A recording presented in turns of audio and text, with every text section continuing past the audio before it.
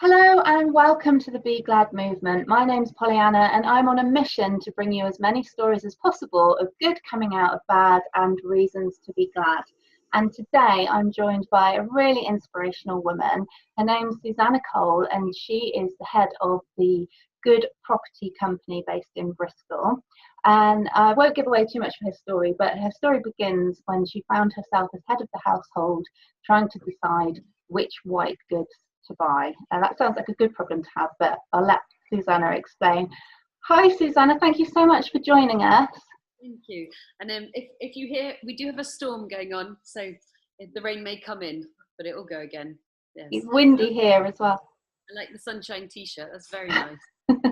I love that you're wearing yellow because yellow is my favourite colour and you're sort of coordinating with my cushions. I'm going to let you jump in and tell your story because it wasn't a nice scenario, was it? It wasn't a case of, oh, shall I buy a new washing machine or tumble dryer? It was, which can I afford to buy? So I'll let you. Okay. So my children are now 21 and 25. I had my kids quite early, and reasonably, when my son was 2, I then became head of household, which is a much more polite way of saying single parent. I think there's less stigma now. But 19 years ago, there was a fair amount of stigma of being a head of household because the papers were kind of, you were blamed for a lot of things and stuff. And it wasn't, So it was a bit scary, should we say the least, because plan A and plan B being if one parent becomes incapable or, the other parent is there, it just doesn't exist. So there are many positives to come out of it. You get double the hugs, you get double the affection, you get double the kisses, but you are shattered in the most lovely way. And I enjoyed every second of parenting. I loved it. But, at 9 o'clock at night, I'd just be exhausted because I was doing a full-time job. I was looking after 2 kids and I wanted to really kind of grow our independence and our security. Years ago, I had a very bad car crash where I was driving at 60 miles an hour and they were Norwegian tourists. So they were driving on the wrong side of the road, but they thought they were driving on the right side of the road. Yes, I know. And they were doing an hour. And I came, I was heading back from a day job in Glasgow, back down to the Scottish borders to pick the kids up in time from the childminder. Many of us have probably been there. And so I was doing the speed limit, but I was doing 60 miles an hour. I came round the corner to see this car on the wrong side of the road. And it's like Mel Gibson. It slows down. You just go, and literally you went, are they on the wrong side of the road? No, I am. No, they are. So they'll have to move because I don't move because they'll know that. And of course they were Norwegian. They're probably having the same thoughts. So we smashed into each other at 100 miles an hour. And I was incredibly fortunate to survive unscathed, as were they. And I went into shock. And this is where it all comes from. So I went into shock and I was gibbering like a Disney character, like, and all I was saying was, what would have happened to my kids? What would have happened to my kids? What would have happened if and I was completely in shock and gibbering. But that is the number one thing that comes out of you. So that that's your number one driver. And the truth is, what would have happened to my kids had I been killed? And so for me, that was always the number one thing. And in the end, the ambulance man could see I was going into shock, which is potentially quite dangerous. So he said, rudest words known to mankind to me. And I was going, what would happen to kids? What would happen to kids? What? You can't say that. And he went, got you out of shock though, didn't I? And apparently that's a well-known technique. Wow. So all to say that inside of me, if you cut me open, the number one priority when my children were young was obviously them. And then the number one fear was, if anything happens to me, what happens to them? I mean, okay, I've got, I'm close to them, but they're their grandparents, their aunties, they're not the parents. You know what I mean? So I had this enormous drive to bring security and safety to my young family, for whom I needed to bring a lot of protection.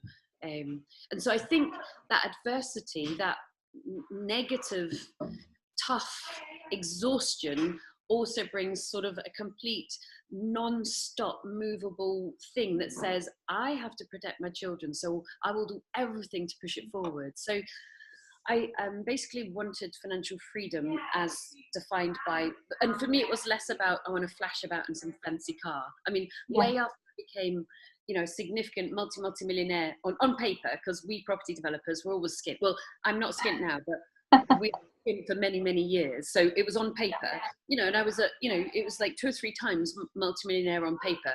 I was still driving a £400 car with a bumper tied on by string. You know what I mean? Right. So flash and stuff externally ain't never been my bag. It's more that internal safety and security, primarily for my younger children who are now growing up a little bit.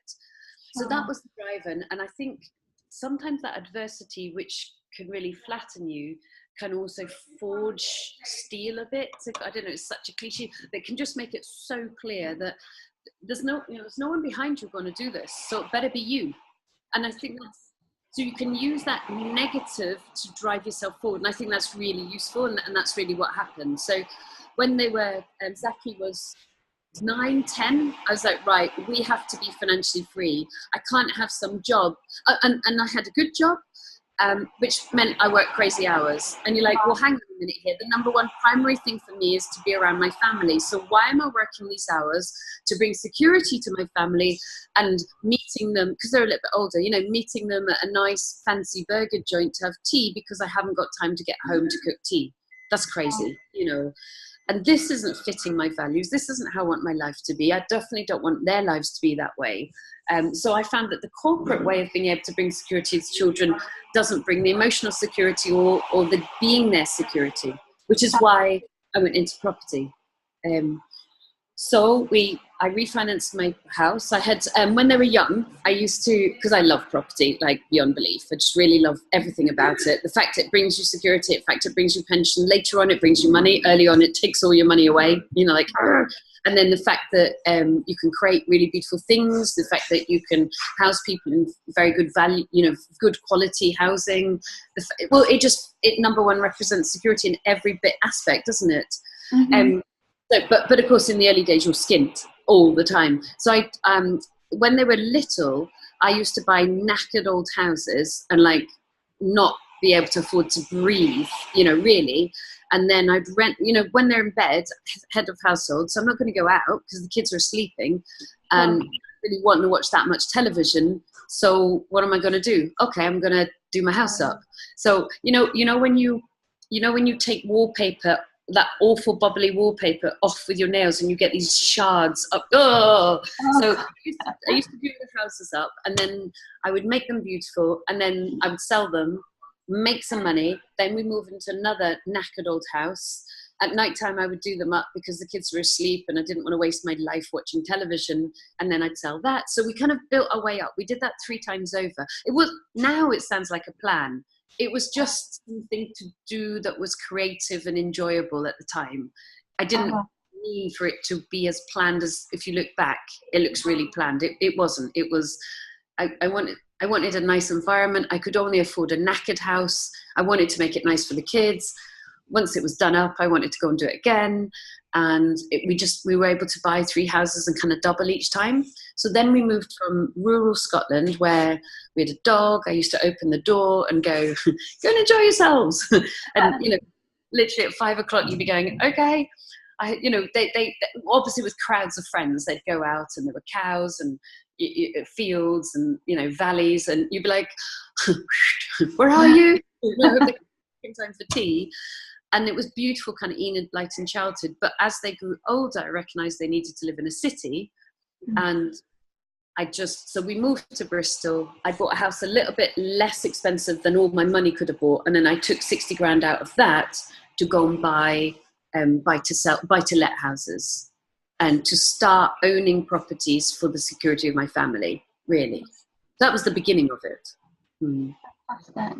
So you found yourself in this position where you were head of household and you needed to get that security for your family, and so you cut back on the things that you didn't need and started investing in property and doing them up slowly one by one, because there's quite a lot of people that are interested in getting into property, that they can end up with an emotional attachment to a house, but the security that it brought you is sort of yes, you're using property, but it didn't bring you security in the traditional sense of I've got bricks around me. It was more of these bricks are going to earn me money, So, well, with hindsight, that's what it was. But at the time, Like when we moved to Bristol, so I don't want to pretend like it was all sensibly done, because it wasn't. When we moved to Bristol, I owned the most beautiful farmhouse in Scotland, like at the end of a valley with a stream running through it, and we had a wood in the garden which I had cut down. The kids and I mean, we were so skint. Don't, you know, I don't want anyone to be like, oh, it was easy. Like, no. I got men to cut down these enormous 1970s firs, so that we could have a nicer wood, because they were too compact. So they cut massive, like, I don't know, 30, 40 feet trees down, but I couldn't afford to ask them to cut them up.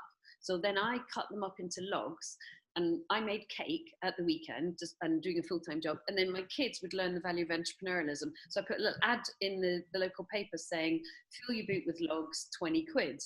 Tea and cake. And so my kids were only little, and I was like, you have to make the tea, you have to slice the cake, and I'll do the customer. So they learned, they had to run a little business. And we honestly lived, even though I had a day job, and the day job paid for the house, we, you know, making everything was charity shop, you know, no exaggeration. And those £20 extra logs literally allowed us to live. And on the one hand, that's terribly romantic, or the rest of it. On the other hand, it's terribly frightening at the time.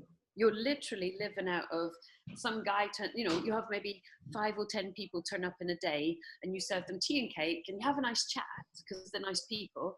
And that £100 is what you're going to pay your groceries that week with, because your day job is just paying for the school uniform, the mortgage, you know, the heat, the light, you know what I mean? It was, and I never went into debt, but it was incredibly close. So with hindsight, how beautifully romantic. The kids served cake and tea, and I cut up the logs with a chainsaw. I was terrified at the time. You know, I wanted them not to see that, but I was internally terrified. I was only young. It was frightening. Sure. It's quite an incredible story, you know, really building, because now we haven't really talked about this much, but now your company is quite a phenomenal company. You actually train people on how to invest in property, and in the Bristol area, and take people around properties that you've converted, don't you, and sort of teach the best strategies of how to invest wisely. Yes, I think it's official to say I kick their ass. I have a couple of mentoring programs, and I produce lots of stuff online, which I love making. So what happened next? Yeah. So we do that, and I love it, because again, it's just beautiful to see someone go from like quite an unsure place to a very sure place, and it's just to see people change their lives, because property 100% will change your life. You know, you'll be exhausted, you'll be run out of money, it'll be skint, you'll be terrified. And it's gorgeous to see people kind of almost come through that, you know, from the rain to the sunshine. And it's not without an enormous amount of effort on their part. And because, of course, I've done that path, and we're very experienced now, so we've got the technical knowledge, and we can see the pathway for people, we can kind of guide them quite strongly. So what happened next was, came down to Bristol, did a couple of jobs, blagged a couple of jobs, you know, but some really interesting jobs, but very corporate jobs. Therefore, and again, you know what, I'm so grateful for them, but they're, you know, they sucked the lifeblood out of you, because they're FTSE 100 companies. So naturally, that whole work-life balance doesn't quite exist. And so we're like, okay, so now I've finally cracked the ability to not need to pay for charity shop clothes for my children. But hang on, I'm doing crazy hours, and where are my kids? And this is just, you know, I don't want this to be their family life. And, you know, who trusts pensions these days, to be quite honest with you? Where is job security? So I'm going to put my heart and soul into something which isn't satisfying what my family needs in the whole part of it. And I could be discarded tomorrow, like any of us could be. Ain't going to happen. So put the 60 grand, bought a couple of buy-to-lets, bought them what we call discounted, or I prefer to call it wholesale. So they were worth about 120, so I bought them for 9, and the other one was worth 130, so I bought it for 85. Wow. And then what you can do then, if something's worth 120, you get a 75% mortgage on it. So 75% of 120 is 80,000. Well, if I bought it for 79, exactly. Yeah. So I did a little bit of refurb. At that point, I'm like rolling my sleeves up, doing all the painting and everything. So basically, you get almost all your money back out straight away. and then you can use that money to go again. Fantastic. So I was, okay, let's go. And then they put in some legislation called the 6-month rule. Hope you can hear me okay. Just with the storm, sometimes our internet goes a bit funny. Yeah, it's a little bit blurry, but I can still see you okay. Okay. Sorry about this. It's the storm. Like, we've got a major rain clouds coming on, so it hits our internet. So then they put a 6-month rule in, just because the recession had just hit. So I was doing this in the recession, and all my friends were like, Susannah, you're bananas. You know, you're buying property, and the media is telling us that property is the worst thing ever. And I was like, no, I didn't know what I was doing, but I'm pretty sure this is the right way to go. You know what I mean? So they put the 6-month rule in, because I only intended to do this myself with my money. I had no intention of running a company, doing education, working with investors, but it meant that you couldn't refinance until 6 months later. And I was like, no, I'm not waiting 6 months. You know, my money I'll only do like 2 or 3 houses a year. No, I need to go faster than this, because I want to get out my day job. I want to be with my family while they're still young. I want to build this fast. So then I went and raised £600,000 from private investors. I paid them quite a lot of interest. So again, you know, we were living on beans on toast and sausages and things like that. And then I bought a £1.8 million portfolio. Then I jumped out my day job. So that was the first 7 houses, and that took 18 months. And then I was full-time in, and then in the first year we did 43 houses. And we ended up doing 217 houses in less than 5 years. So once you got used to being able to do it, you would really go for it. And with my children, my son has worked in my business 3 summers. And he's just on the phone to me yesterday going, I fancy coming back in and working and learning more. Oh, wow, that's nice. Yeah. And then my daughter worked in the business for about a year and 4 months. So it's been very, I hope, long-term useful to them to have gotten a feel of the business without needing to come in and work in it forever, you know, so that if and when it goes on to them, they really got their experiences already. So yes. So, and then we did a whole load of buy to sell, a whole load of joint ventures. We sold deals on to other people because I didn't have all the money to buy them myself. And every penny we made, I mean, I was still living on about just under £800 a month, like, because it was like, well, you can't spend it twice, so I'm going to buy it property. So every penny we made went straight back into buying more houses.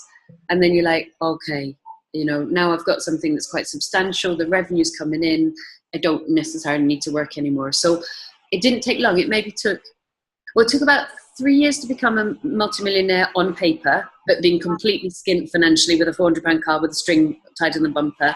And then it probably, because I didn't stop buying, it probably took about 7 years to become what you might term financially free, because prior to that, all the money was going straight back into other houses. Right. Yeah.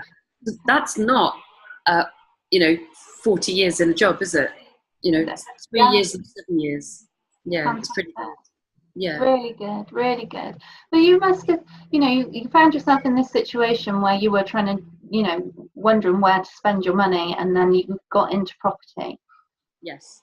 If you were to, if you knew that someone was finding themselves in that situation now, I mean, you're a very motivated person. Anyway, I know that you're into your crossfit and weightlifting and stuff like that, and you're very focused and keep yourself fit and healthy. What would your tips be to someone? Because a lot of my project, the Be Glad movement, it obviously deals a lot with mental health and how people pull themselves back up. I know you stay fit and keep yourself fit and healthy and run and CrossFit. What else would you sort of recommend to someone to help them get out of that "oh woe is me" downward spiral and get on track, get focused? You know, what's been your biggest drivers? I know your children, but what else has helped you keep on track? So there's a fantastic book. Sometimes the worst, like at the time, whatever's happened to you is awful. You know, we had it wasn't amicable. So we had a lot of threats against us, which I've never spoken about publicly. And if we just leave it at that, but basically I moved from Scotland to England for a real reason. So you can imagine that wasn't fun. Sure. And we'll just leave it at that. But that, so these things, they overwhelm you. you know, and you can't see out of them at all because it's your reality. And fear and it's just awful, isn't it? So Yeah. There's a few things that I read a lot of books, so if I kind of rattle through, there's a fantastic book by Martin Seligman. I'm sure you probably have heard of it, Authentic Happiness. Oh, do you know, actually I haven't, so that's a new one on me. I'll read that, definitely. So we have our office going downstairs, so if you can hear the rain and our team, hang with us, guys, in terms of audio. Susanna, don't worry about it, because I knew that I know how busy you are, and I knew that there was going to be background noise, so, but thank you, you know. Yeah, okay, so go back to the book. Martin Seligman, he basically is, so you know how threading through now, there's kind of like a positive psychology movement, which basically sounds to me to be very sensible. It basically says, if we're going to take academic research to understand mental health illness and mental health disease, which they've been doing for quite a while now, and they're trying to use research and academia to understand what is going on and how can we help people. Why don't we also use academic research to understand mental wellness and actually the things that we can do, I suppose, ourselves, or we can do collectively in society to improve mental wellness? So for me, it really resonated. One of the things, so basically he talks about how he is a grumpy old sod, right? And so his happiness range will only ever be between, say, 2 and 6. And so he's a pessimist, you know, and that's me paraphrasing. The book is much better than me. And he will do a number of mental health techniques to move him from a 2, where he's a right old Eeyore, up to a 6, which is probably the happiest on his happy range. Okay. Now, I happen to be born an optimist, but I definitely have had very dark moments. There's no doubt about it. So my happiness range is probably kind of a 5 to like a 9.5, you know, bing, everything's great. And then like, oh, it's all awful. And so I read that book and really took on board some of the techniques to try and understand, if I am this range to this range, how can I move myself up? So one of the things I do, and I try and do it daily, is a grateful diary. So in the past, I used to write a diary. And to be honest, I had some pretty awful things happen. And it would all be like, this happened and that happened, and it was awful. And it was awful. You know, I remember years and years ago in Aberdeen, just at the time, as you said, where all of my white goods failed at once, which sounds like a first world problem. But when you're a mum and you're working and you cannot afford to buy a fridge and a washing machine, and I was fortunate enough that I had a dishwasher and a tumble dryer. You simply don't have the money. What do you choose? Now, it's still a first world problem, and I fully appreciate that. And it just was too much. And I remember being in Aberdeen and thinking, please, God, just stop the world. Like, I wasn't suicidal. I just wanted the world to stop. Could you just pause, please? Because I can't handle this. This is too much for me. Please just pause. Like, I'm not going to jump off this world, but I can't handle continuing. So please just pause, you know. And I was in Aberdeen on a corner of a cobbled street. And I was like, please just stop. Please just stop everything. So what I decided to do was read a bunch of books to try and improve this, because something weird was happening. And one of the things I found was very useful. So I used to write down all these awful things that were happening, because they were, you know, it was pretty tough. But that just made me miserable. So one of the things he talks about is writing a gratitude diary. It's been proven through academic research. If you write down 3 things every day that you're grateful for, it could be you know, it could be the fact that this is my emergency money on my phone. It could be the fact I've got £10 on my phone, you know, for emergencies. It could be the fact that we had a nice chat and you've got a great t-shirt that says sunshine. It could be the fact that the weather's great. It could be like ridiculously small things. Or it could be the fact that I'm so grateful my mum and dad are still alive and that they're in quite good health. That I've spent a wonderful evening with some friends, or I'm very fortunate financially now, or I don't know, you know, my house is tidy. Like, it's small, it's tiny, from the smallest to the biggest. Sure. And you just write 3 things down a day that you're grateful for. And honestly, on the days when I was, should we just say grumpy, meaning blue, I'd be like, oh, I'm nothing to, you know, and you just sit there going, today is, you know, the 21st of September, I am grateful for 1, 2, 3. And what I notice is that the days that I'm not struggling, but less happy, I will often skip the grateful diary. You know, sometimes because you're too busy, sometimes because you're like, you know, so I'd love to do it every day. I don't do it every day, but I definitely notice there's a real correlation between being happy and writing the grateful diary. So now I've got this gorgeous, and I've done it for years now, I've got this gorgeous list of all the lovely things that have happened in life. You know, I'm grateful for my mum and the really nice day we spent together, or I'm grateful I hung out with 3 friends yesterday. I'm grateful for Serena and Kath and Chester, and we had a really great time together. And so I still put in, and then, you know, I'll be grateful for my garden or whatever. So the grateful diary is one of the things that came out of Martin Seligman's Authentic Happiness book, which is a collection of academic research showing how people may improve their mood. So effective, I'm not saying it cures depression or mental health difficulties, but it definitely moves people up the range. And beyond belief, it does that for me as well. Exercise, obviously. And when it was really tough, I used to go and work out before the kids woke up, because they were older, you know, so they could, you know, and I would go and exercise, then come back and have breakfast with them. And that definitely boosts you as well, doesn't it? And then trying not to get overwhelmed. I cannot do more than 3 things in a day. You know, as much as I'm a multitasking mum, somewhere I must be a bit of a man. I'm sorry for blokes that are reading this going, Suze, don't be sorry, because I know that's rotten of me. But, you know, so rather than going, I have a list of like a million things to do, write that list. Now put it over there.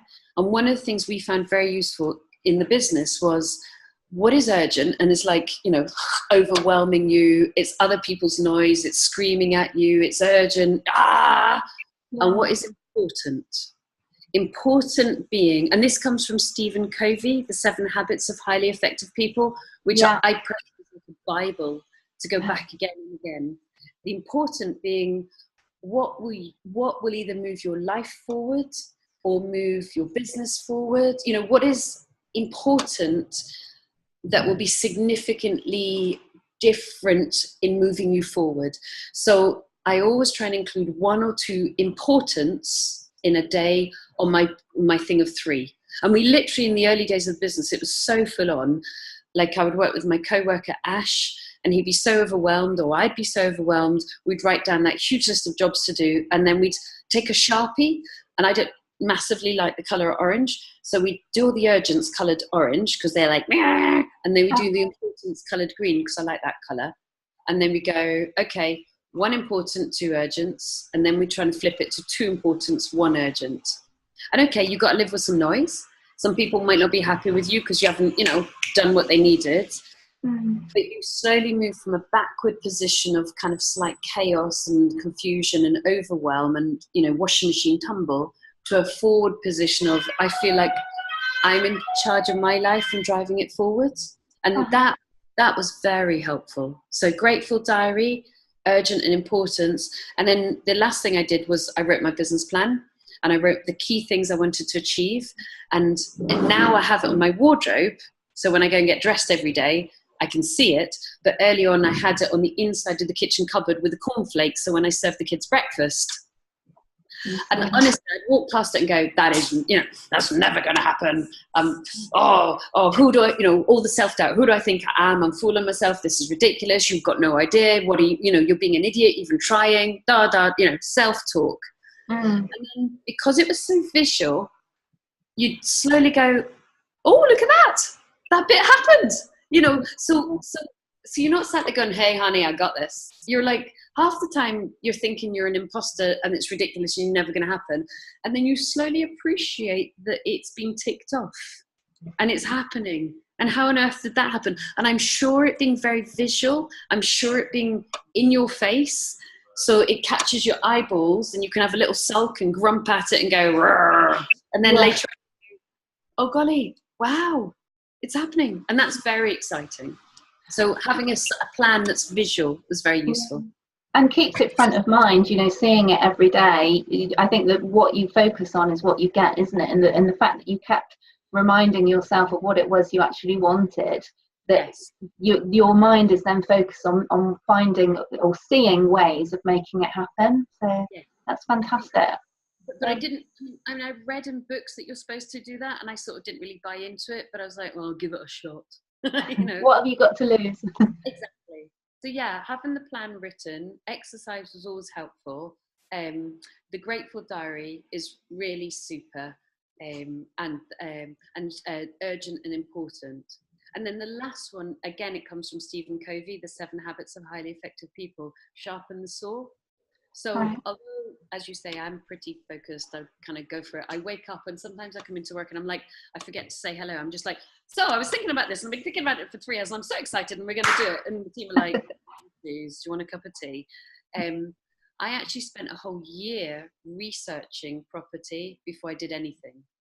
And that sharpening the saw, if you're going to cut down a tree, you know, are you going to just go for it and be really ineffective, or are you going to really learn it and then cut it down easily? So I spent a whole year reading books, getting my mind around it, getting my kind of, golly, could I do this? And I think with hindsight, that was very helpful. Excellent. So Thank you. Yeah, they're brilliant top tips. So thank you so much for that. I know how busy you are, and I don't want to take up too much of your time because you'll be off onto the next project. But Susannah, thank you so much for joining us, and I really appreciate it. I'll share links to your social media bits and pieces at the end of the video as well. So thank you for that. We like social media is creative and it's fun and we want to share the message really, but particularly the YouTube, there's maybe like 1,000 videos about property. Oh, fab. Okay. That might be quite useful for people. And just bear in mind, I used to sit at a table, for anyone listening having a really crap time, was so 100% with you, like so badly with you, you know, where you're literally, everything's coming from a charity shop or you ain't clothing the kids, you know, and so just keep going, really. You know, I mean, there were times where I was exhausted, you know, almost sick from, I have a very healthy relationship with food. There's no eating disorder at all. I love food, but you know, you're almost sick with exhaustion, and just keep going. You know, if you can just keep steadily going, all of that activity will come clean, you know, and just keep going, because it's pretty hard, but it's so beautiful. Fantastic. Thank you so much. If you like this video, please do hit the like and subscribe button and the bell, and you'll get notifications when new videos are uploaded. You can follow us on Instagram, Twitter and Facebook if you search for @BeGladMovement. And if you've got a story that you'd like to share, it doesn't matter if it's similar to somebody else's story. I really do believe that your story and your voice has the ability to help someone in their time of need. So please do get in touch. I would love to hear from you, and I look forward to seeing you in another episode. Many thanks.